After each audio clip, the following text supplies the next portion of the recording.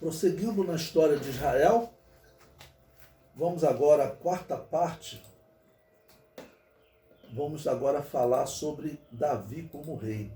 Na parte anterior nós vimos o reinado de Saul, como ele acabou por ser, infelizmente, morto pelos filisteus, mas depois da morte de Saul, nós vamos ter um período em que Davi, que vai reinar de 1011 até 971 a.C., lembrando que nesse período, impérios como o Império Persa não era nem falado nesse império, ou seja, era um povo que vivia isolado desse mundo bíblico, vamos considerar assim. O reino grego, que depois vai ser também um grande reino, praticamente não existia. A história diz que haviam pequenas tribos, pequenos povos vivendo 1100, 1200 a.C. na região que vai se formar o Império Grego, mas é bem depois de Davi. E também Roma.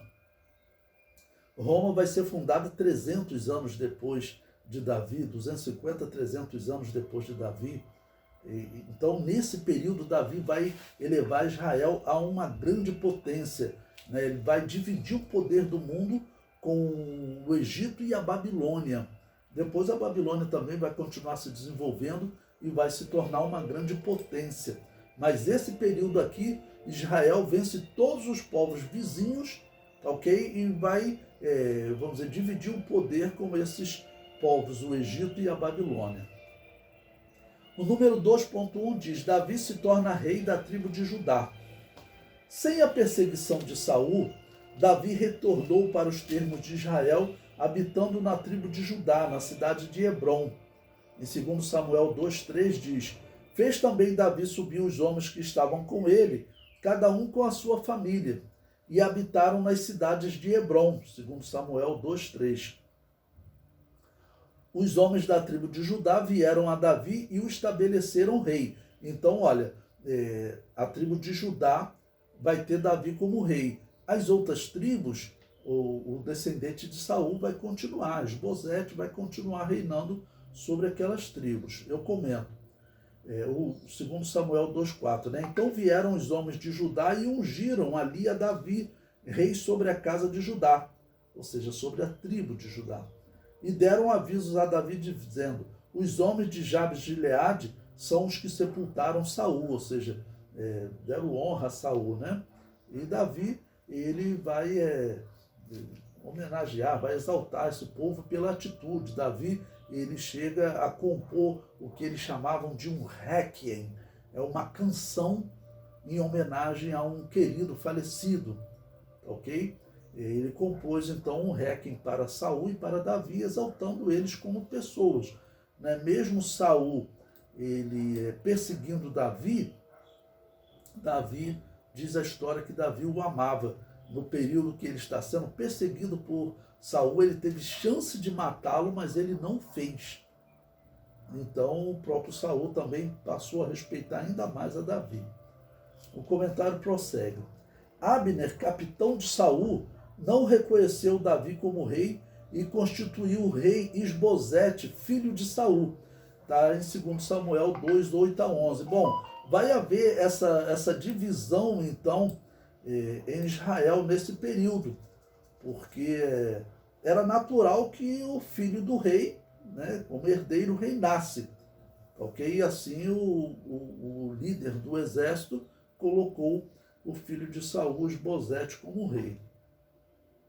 Eu coloquei um mapa onde você tem aí o governo de Davi, que ficou com a parte sul, onde ficava a tribo de Judá, a parte mais escura aí, a tribo de Judá, e a parte norte, onde reino de Israel, onde Esbozete ficou reinando. E comento: Davi reinou sobre o Judá 7 anos. Neste período houve guerra entre a casa de Davi e a casa de Saul. Bom, Davi, no texto de 2 Samuel 3,1, diz que ele ia se fortalecendo, mas os da casa de Saul se iam enfraquecendo. E é claro que Deus, nesse período, Deus está com Davi, né? Deus está com Davi. Deus já havia rejeitado a Saul, então rejeitou a casa de Saul. E pelo plano de Deus, Davi é que deveria reinar. Eu comento.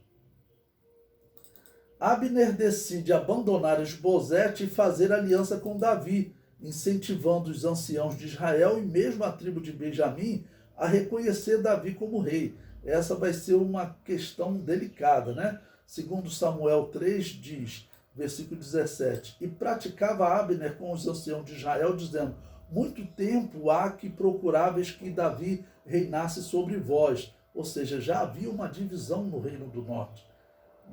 Ainda não era bom chamar reino do norte. Nas tribos que Esbozete está reinando, tá ok? No versículo 18 ele diz, fazei-o, pois, agora, porque o Senhor... Fazei-o, pois, agora, pois o Senhor falou a Davi, dizendo, pela mão de Davi, meu servo, livrarei o meu povo das mãos dos filisteus e das mãos de todos os seus inimigos. E falou também Abner, o mesmo aos ouvidos de Benjamim. E foi também Abner dizer aos ouvidos de Davi em Hebrom, tudo que era bom aos olhos de Israel e aos olhos de toda a casa de Benjamim. E veio Abner a Davi a Hebrom, e 20 homens com ele. E Davi fez um banquete a Abner e aos homens que com ele vinham. Então disse Abner a Davi, eu me levantarei e irei e ajuntarei ao rei meu senhor todo Israel para fazerem aliança contigo, e tu reinarás sobre tudo o que desejar a tua alma. Assim despediu Davi a Abner e foi-se ele em paz. Bom, então esse comandante, né, ele acaba por mudar de lado. Ele despreza a casa de Saul, vendo que Davi estava se fortalecendo, aí o general fala, né, melhor ficar do lado do vencedor. Isso era natural na história.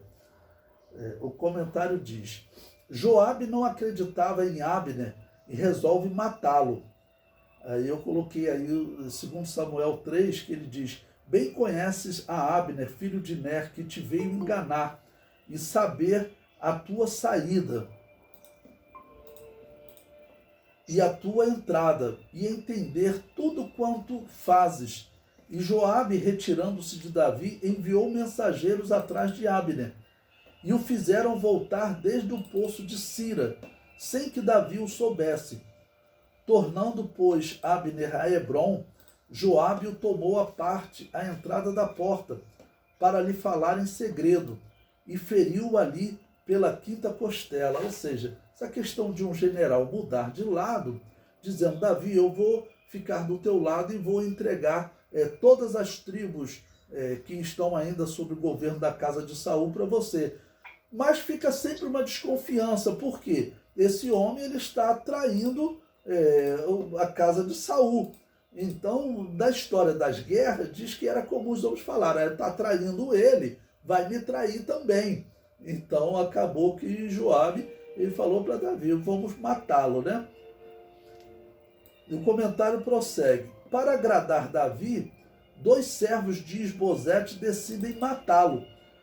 Mas Davi ordenou a morte dos conspiradores. Então, veja como está a situação de Israel, né? Essa mudança de Saul para Davi não foi fácil. Nós vimos que Davi foi crescendo, se desenvolvendo, são cerca de 7 anos esse período, enquanto Esbozete vai se enfraquecendo. É claro que Deus estava com Davi. E aí o número 2.2, eu coloquei aí agora um mapa, todo em azul, que antes Davi estava dividindo esse mapa, né, com Esbozete, filho de Saul, tá ok? Mas agora Davi se torna rei de todo Israel. Antes ele estava reinando só sobre a tribo de Judá, tá ok? E aí eu coloquei aí o trecho de 2 Samuel 4, versículo 1 a 5, que descreve, né, o versículo 1, então todas as tribos de Israel vieram a Davi, a Hebrom, e falaram dizendo, eis-nos aqui, teus ossos e tua carne somos. E também dantes, sendo Saul ainda rei sobre nós, eras tu o que saías e entravas com Israel. Ou seja, era ele que guerreava a favor de Israel. Então, assim, Davi ele ganhou um grande respeito com todo Israel, né? Porque também a história o descreve como um homem correto. Certamente todo Israel ficou sabendo que Saul perseguia Davi. E certamente também ficaram sabendo aquele evento que Saul estava dormindo em uma caverna, Davi entrou, cortou parte da sua veste e depois saiu e de um local distante falou: eu poderia ter te matado. Então, certamente aquilo era notório em Israel. Um homem correto, ele não quis matar o rei, ele não aceitou nem a morte do filho de Saul, porque ele não aceitou essa traição. Traição, a morte, ele não quis matar o rei, então ele não achava correto também matar o filho do rei. O número 2.3 aí do material didático, ele diz a tomada de Jerusalém. A tomada de Jerusalém, nós vemos como Davi, ele era um homem também de visão espiritual. Veja o comentário, diz: após ser ungido rei por todo Israel, Davi comemorou por 3 dias e depois partiu para conquistar Jerusalém. Porque agora ele tinha um exército muito maior. Os jebuseus continuavam habitando. Jerusalém era uma grande fortaleza. A cidade de Jerusalém havia sido dada como herança à tribo de Benjamim. Está lá em Juízes 18, 28. Mas eles não conseguiram expulsar os jebuseus de lá. Aí eu comento: após a morte de Josué, as tribos de Judá e Simeão se uniram e, após invadir Jerusalém, a incendiaram, mas não se interessaram em povoá-la, pois ela ficava nos termos de Benjamim. Ou seja, eles chegaram, invadir, venceram, mas deixaram a cidade.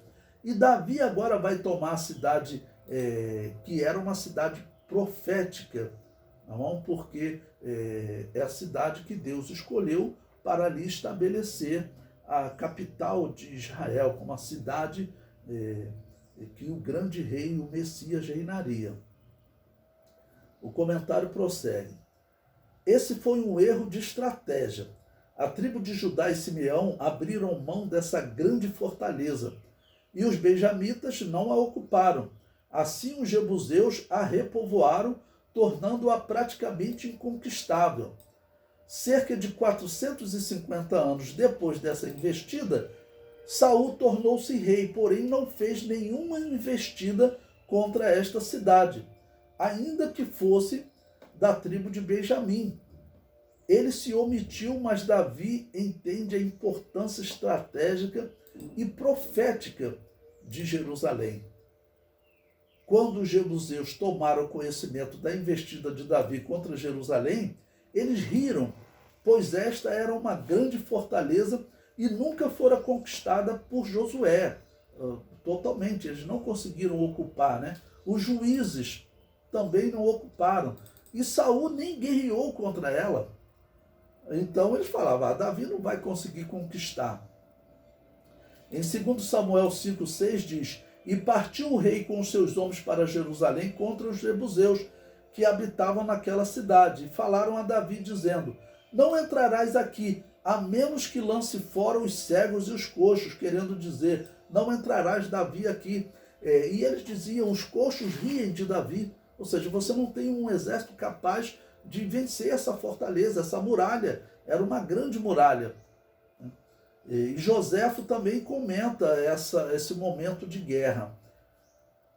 Ele diz: essas foram as tropas que vieram encontrar-se com Davi em Hebrom, trazendo consigo grande quantidade de munições de guerra e de boca.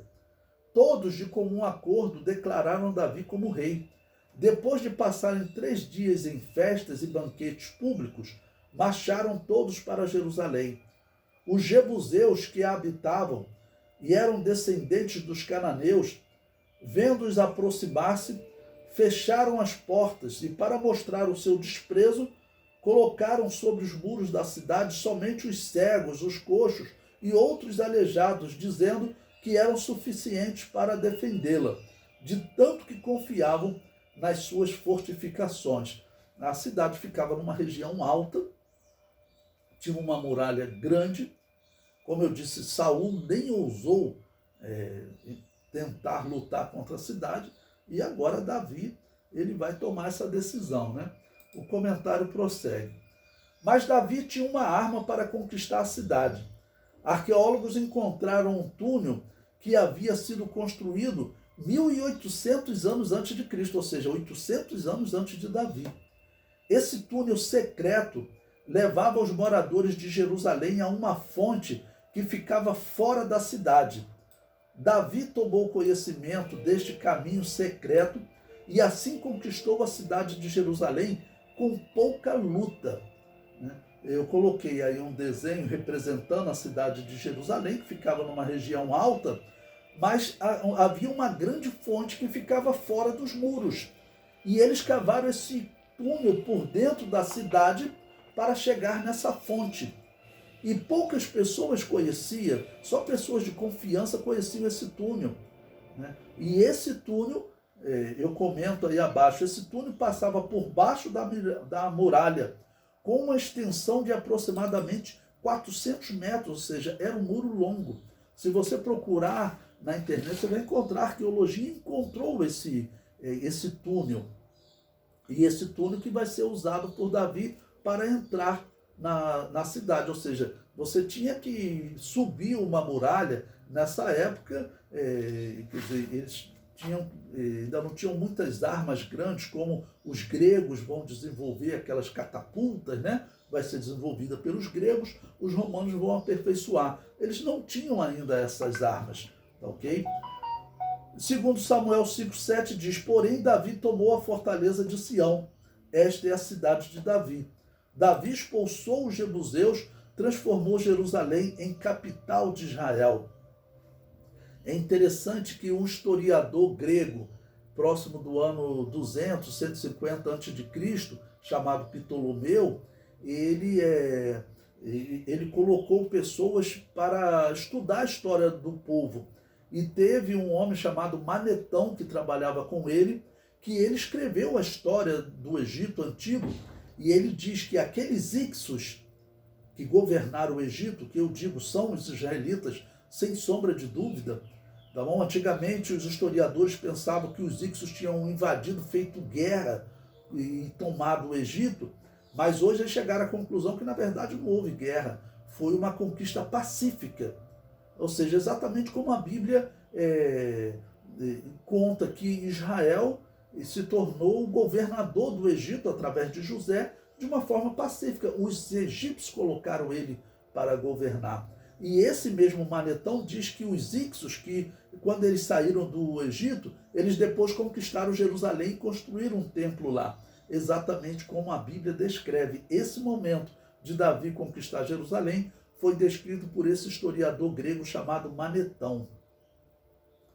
Eu coloquei aí também uma citação de Flávio Joséfo, que ele diz: depois que Davi tomou a cidade de Jerusalém, expulsou dela todos os jebuseus, mandou consertar as brechas, deu seu nome à cidade, Jerusalém, a cidade de Davi, e nela estabeleceu a sua corte durante todo o resto de seu reinado, deixando Hebrom, onde havia passado 7 anos e meio, e durante os quais reinara sobre toda a tribo de Judá. Desde então, os seus interesses prosperaram sempre e cada vez mais pelo auxílio que recebia de Deus. Embelezou de tal modo Jerusalém que a tornou célebre por isso, né? Hoje, os arqueólogos eles têm encontrado o que seria o Palácio de Davi, porque, infelizmente, alguns arqueólogos eles desacreditam na Bíblia e dizem que Davi não existiu, ou se existiu, ele foi um mero líder tribal, mas não foi um grande rei.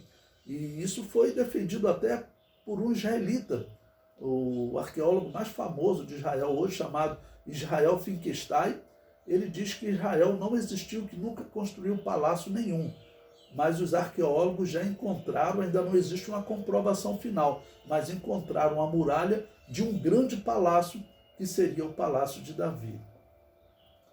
O comentário prossegue.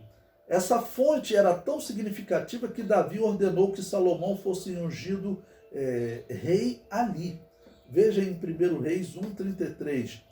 E o rei lhes disse: tomai convosco os servos de vosso senhor, e fazei subir a meu filho Salomão na mula que é minha, e fazei-o descer a Giom, onde ficava a fonte. Então desceu Zadok, o sacerdote, Natão, o profeta, e Benaia, filho de Joiada, e os quereteus e os peleteus, e fizeram montar Salomão a mula do rei Davi, e o levaram a Giom. E Zadok, o sacerdote, e Natão, o profeta, ungiram rei em Giom, e dali subiram alegres. E a cidade está alvoroçada, e este é o clamor que ouviste. Ou seja, essa fonte foi muito importante para Davi, era estratégica, e depois vai ser construída uma segunda muralha para que essa fonte fique dentro da muralha e não mais do lado de fora, porque, claro, ela se tornou conhecida. Alguém chegou, falou para Davi, e Davi entrou por esse túnel e conseguiu conquistar a cidade. Segundo Crônicas 32:30 diz: também o mesmo Ezequias tapou o manancial superior das águas de Giom e as fez correr por baixo para o ocidente da cidade de Davi, porque Ezequias prosperou em toda a sua obra, e ele vai construir, ele vai ampliar essa muralha, né? A fonte foi encontrada em 2008. Aí eu coloquei aí uma fonte dessa cidade, tá ok? Onde você tem, você acha também no YouTube vídeos falando, descrevendo pessoas andando nessa fonte, que ela foi encontrada recentemente, há 14 anos atrás. Então ela é um grande testemunho da arqueologia, um grande testemunho dessa conquista de Davi, tá ok? Bom, e aí coloquei aí também para vocês, que aí vou deixar para vocês lerem depois, guerras de Davi contra os filisteus, e também quando Davi traz a arca para Jerusalém e acaba por, infelizmente, acontecer o problema da morte de Uzá.